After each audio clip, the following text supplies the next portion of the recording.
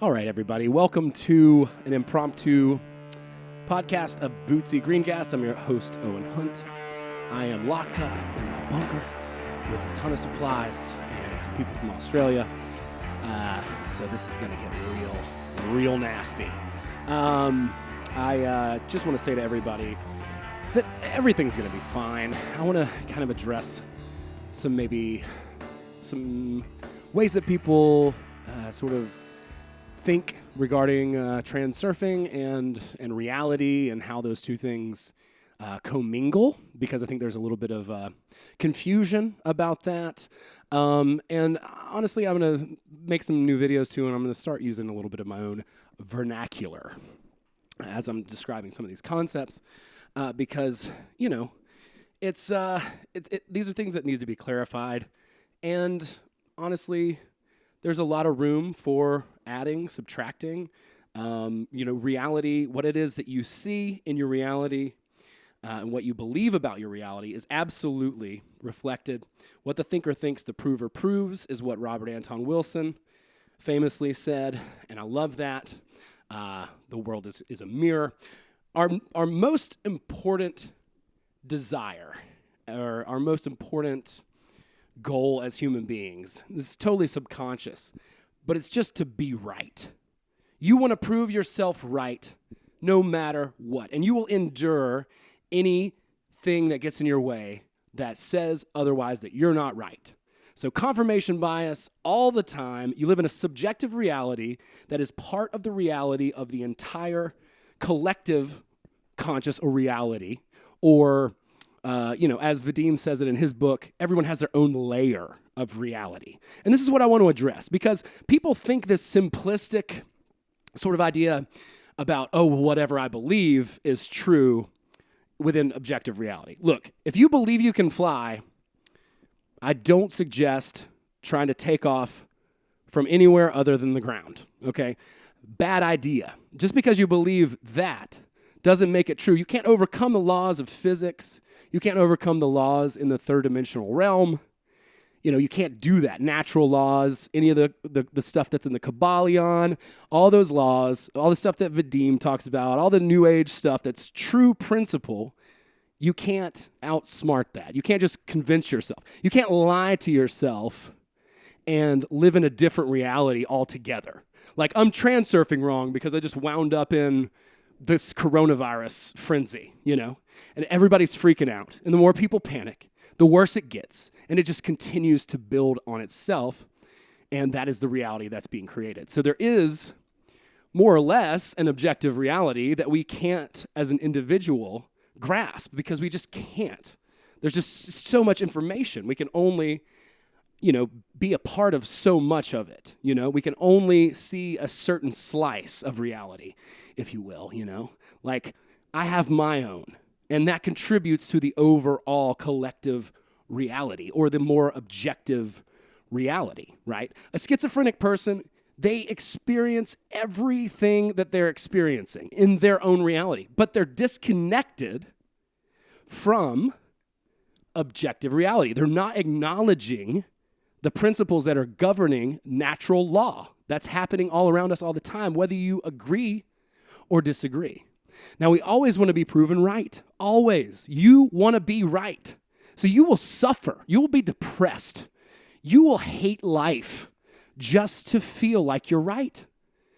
It's not that you want to be depressed. The addiction, I don't think, has anything to do really with the emotion. It's more about proving yourself right. So when we disconnect from the major narrative, then at that point, we acknowledge it, right? Like, there's a coronavirus thing out here, right? There's going to be tons of corona kids getting made. Bow chicka wow wow. Everybody's on quarantine, and there's not a whole lot of records to listen to. We got the internet, so that's going to be, about it. Co-Vid kids, my friends were saying Generation C. It's going to happen. There's going to be new problems. There's going to be new solutions. There's going to be new opportunities as a result of this. And it's really up to you how you view reality within the subjective reality that you experience, because these belief systems that you create in your own mind are absolutely reflected back at you from reality. But if you are completely disconnected from objective reality, then you're living in your own reality that's detached. So you can't influence really very much from out there, you know? You're not really contributing to the main narrative that everyone else is a part of. So you can't just ignore, you can't be like, oh, well, I need to create a reality where the coronavirus doesn't exist. You can't do that. Like, you can create a reality for yourself where the coronavirus doesn't affect you and insulate yourself. And you can also,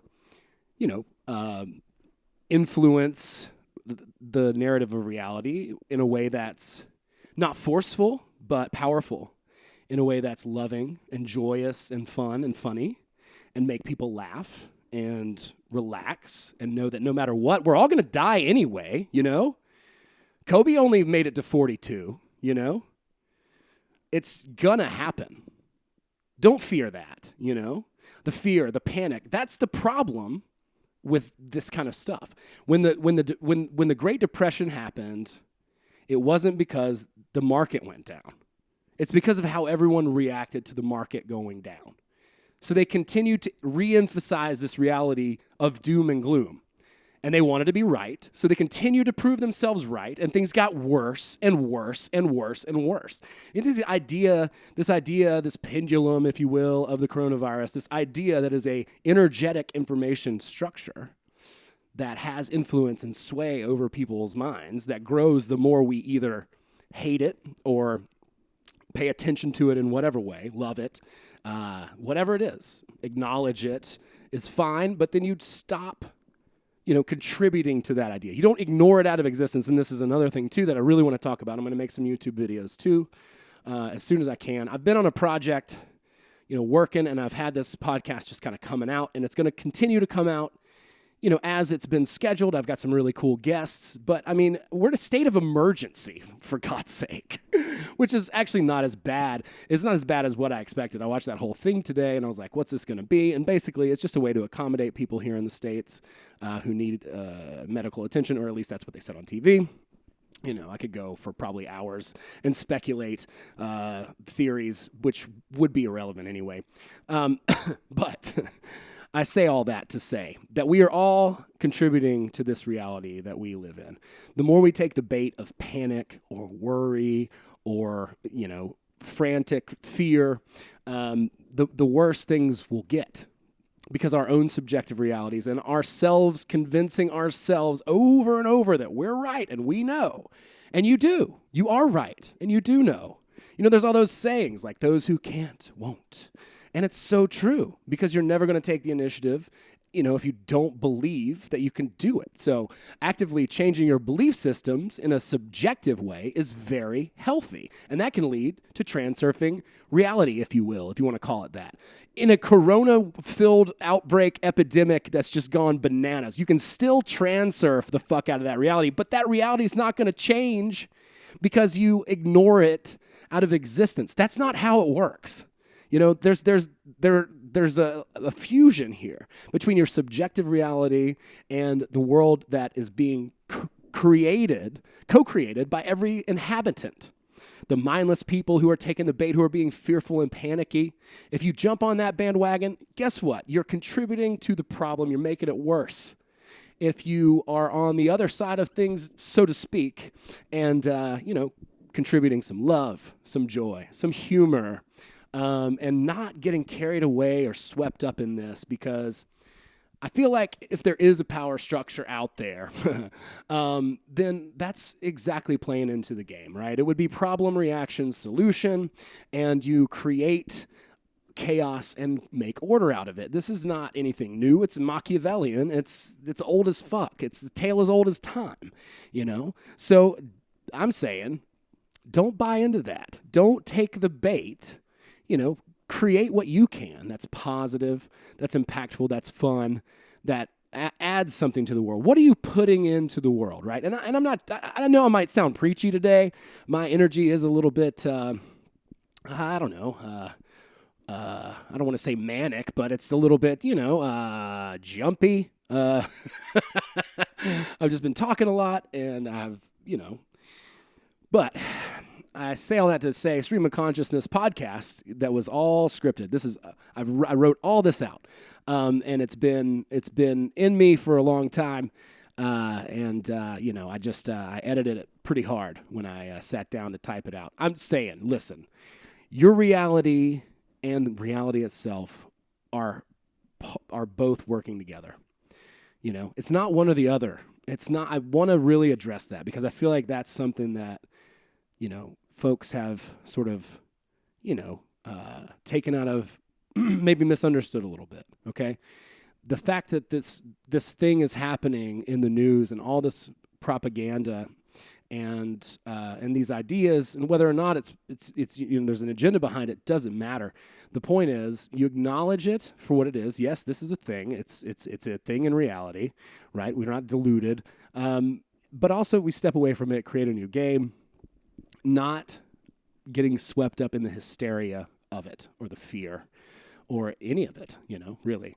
And I wanted to just make this podcast today to just address some of this stuff. And I know I'm talking fast, and I know I'm mumbly, but I just feel inspired to share and to start going in another direction. I really want to incorporate, joy and comedy into some of the spiritual stuff. And I'm working with some friends who are awesome, who are creatives. I've been working on a Netflix show. And now, one of the shoot days is canceled as of this podcast, and that's been real cool. But I don't know what is going to happen in the future. And I feel like, we're all sort of under lock and key. We're all here, sort of in our domiciles, in our areas. I don't want to say the word quarantine, but we're all here separated.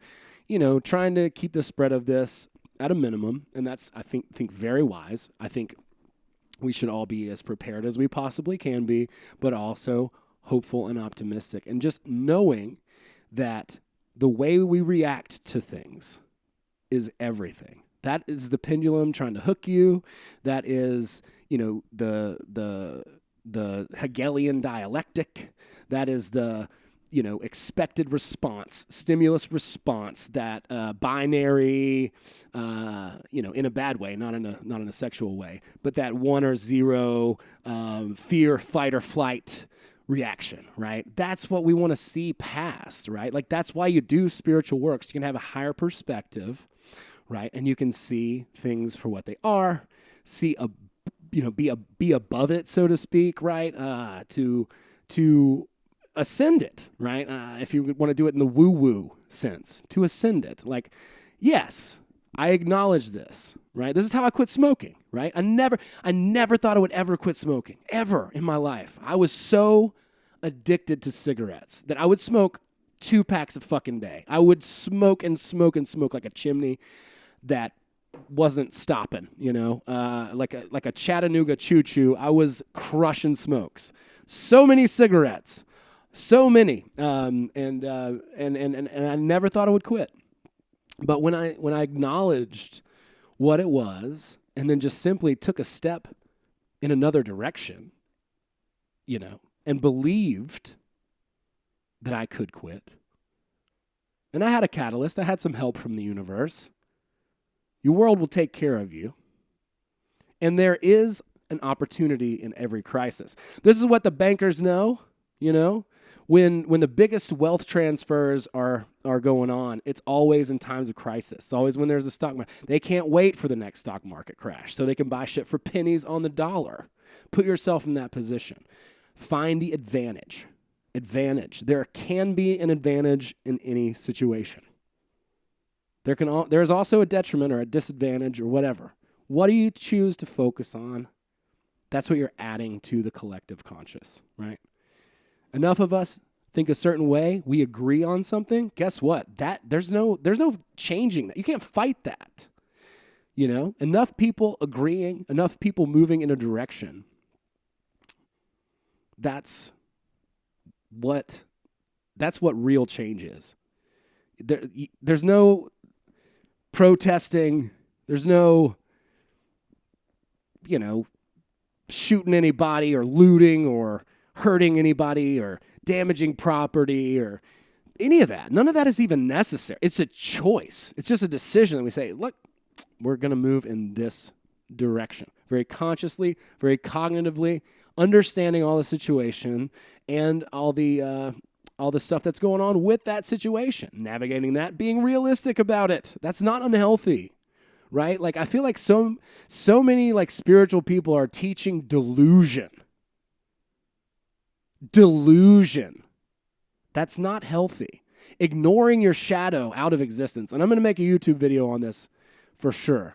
Only makes it worse. And when it does bubble over, guess what? That's a pendulum that knocks you right off your swing, off your swagger, and it's going to happen. It's coming like a thief in the night when you least expect it. And I know that might sound fatalistic, but guess what? That's how it works. You repress a bunch of shit, it's coming back. That's how balance works, right? You can't just ignore things out of existence. You have to acknowledge it. You have to integrate, right? We don't ignore the coronavirus out of existence. We acknowledge it. We integrate it. We move past it. We do the things that are necessary in physical reality to abide by the laws that were created by however we're here. But those laws aren't changing.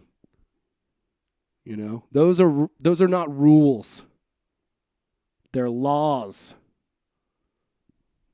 So I hope you guys are doing great, by the way. I know I sound ranty.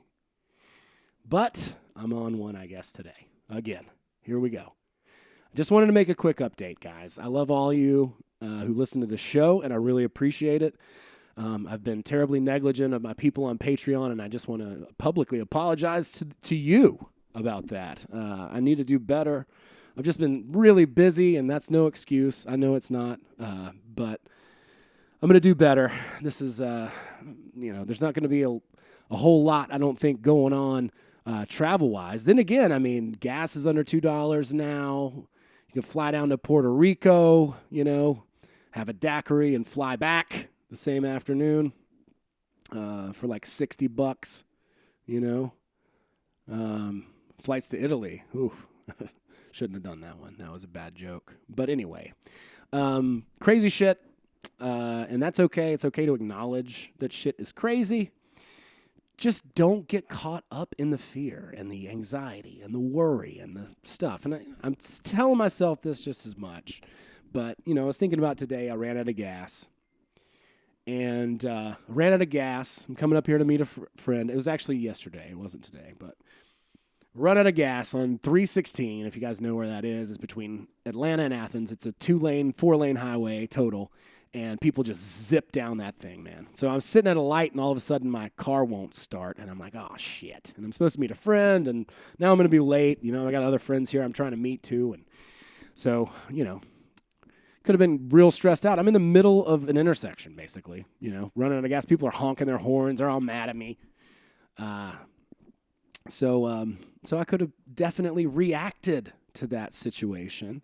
And, after 3 years of training my mind to really try to seek the advantage in the situation, to make the best of what anything is, like, I actually had a fun time. I had a good time.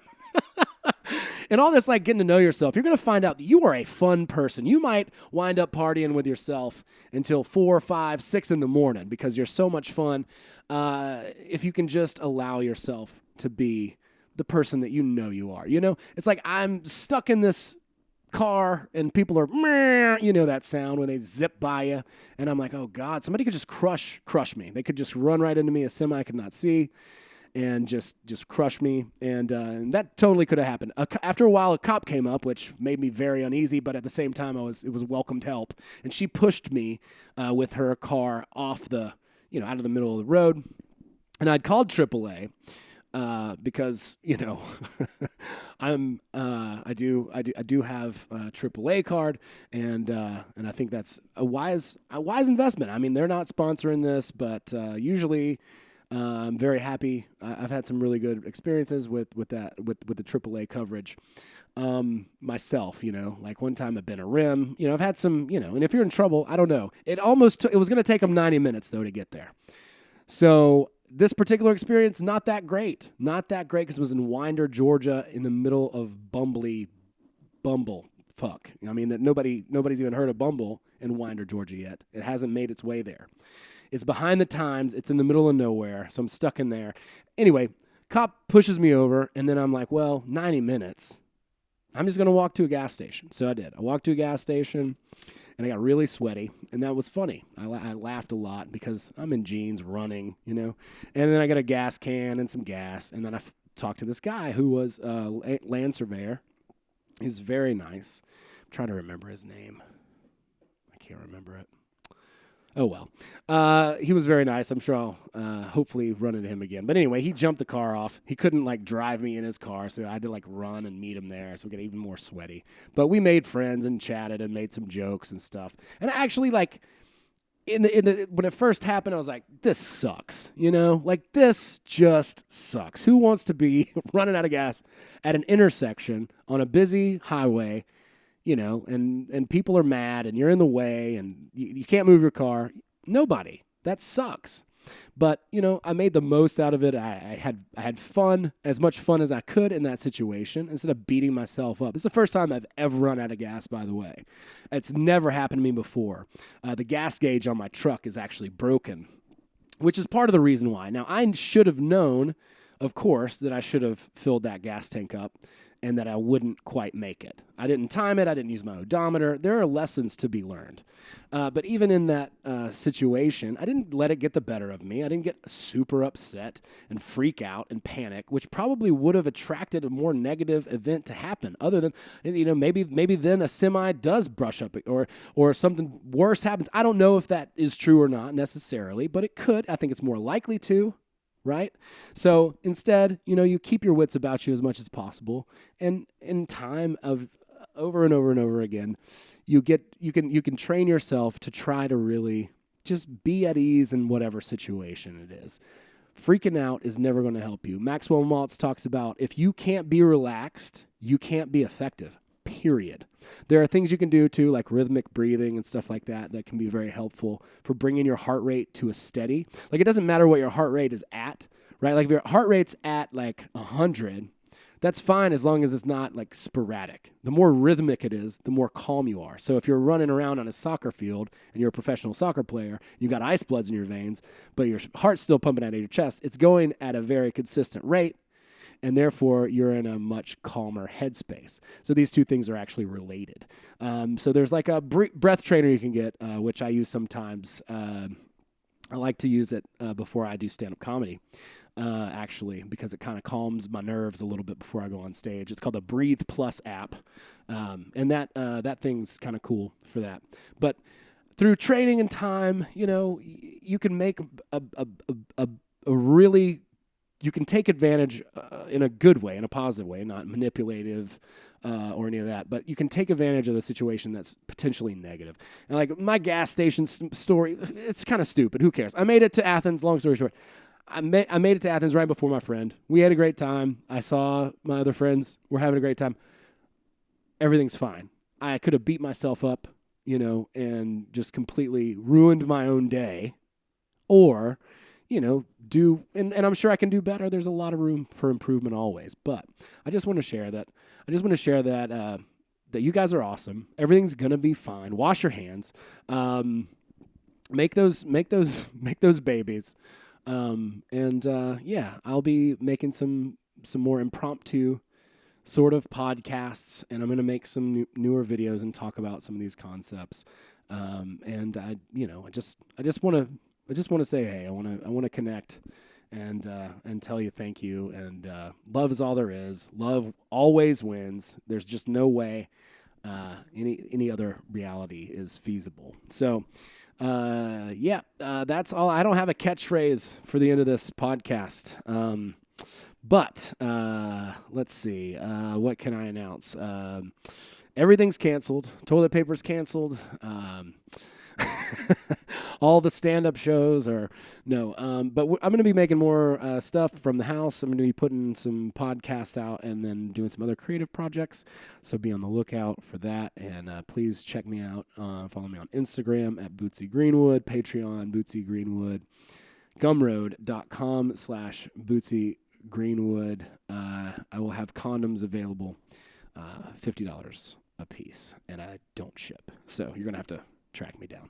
So anyway, one of those methods that I mentioned, also youtube.com.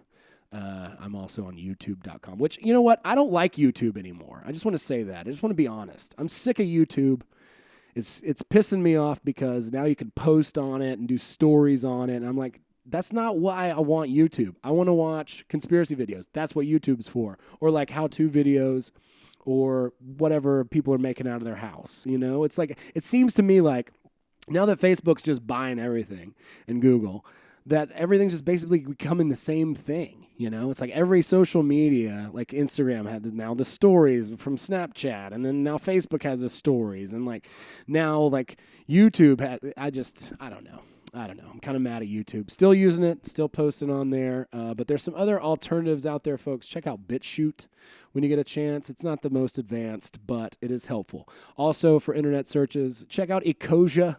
It's an app that plants a tree every, 55 searches you do. So if you're going to watch porn, at least, help the world's air supply. Damn it, I ruined that joke. All right, I'm going to get out of here on a bad note. That's it for this impromptu podcast. There could potentially be more, but I don't know. We'll see. Love you guys. You're awesome, and we'll talk soon. Bye.